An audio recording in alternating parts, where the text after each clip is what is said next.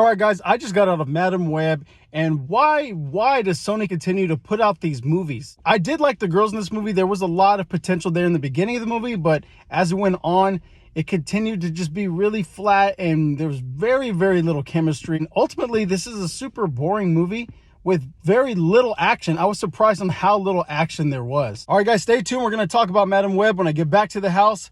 Stick around.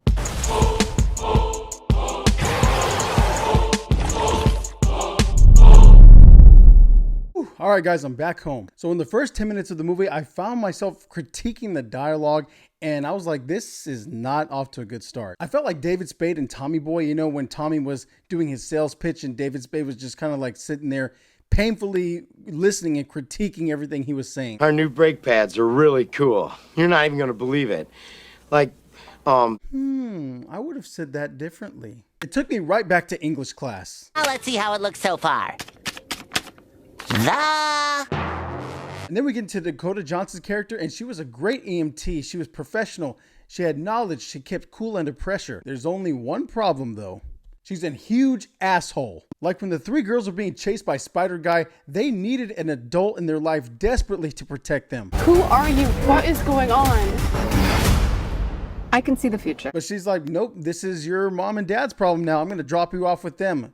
See ya. Toodaloo, motherfucker. Hey, you Just didn't give two about anybody but herself. Like, how do you become an EMT without having any human emotions? Can't you see these three girls were freaking out? They were scared for their lives, and you knew something about this Spider Guy. You had an edge over the competition, and you wanted to just throw them to the wolves. God, this writing's horseshit. You don't think this is weird? How we're all connected? It's honestly like the least weird thing that's happened. Also, the three girls being hunted by Spider Guy, they were cute. You know, they did have these really cute moments.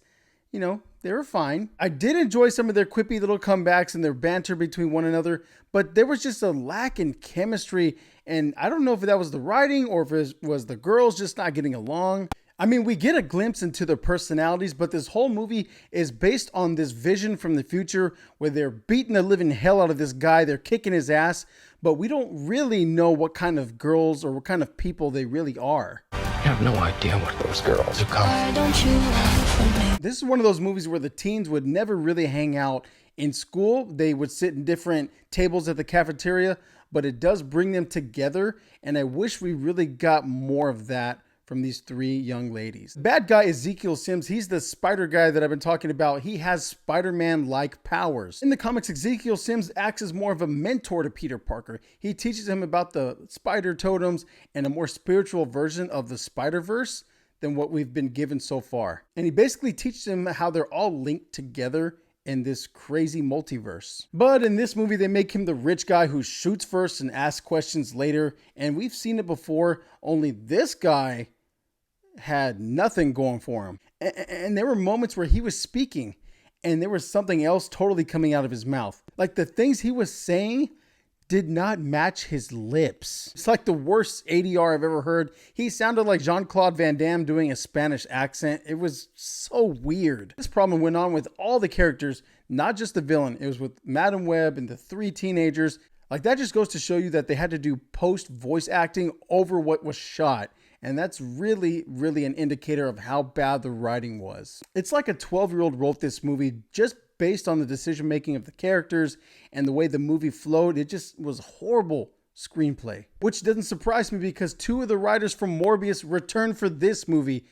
How do these people keep getting jobs? It's like the worse job they do, the more jobs they get. Like if the audience doesn't feel smart and they feel dumber, it's not a good movie. Everyone in this room is now dumber for having listened to it. So I'm sitting here trying to figure out what were the positives of the movie. I do think Dakota Johnson did a good job. I feel like she gave it her all given, you know, the circumstances. And I also like the three teenagers. I wish we had more scenes with them. There was a lot of scenes in this movie that was super unneeded. It it could have been cut out of the movie and it would have made no difference whatsoever. I also really like Adam Scott. I like that guy in every movie, especially Step Brothers and Parks and Rec. He's just phenomenal. I love the guy. And also Emma Roberts makes an appearance in this movie. I don't know why she's in this movie. It was kind of distracting, but I guess it's another setup for a greater Madam Web multiverse, another whole chain reaction of movies.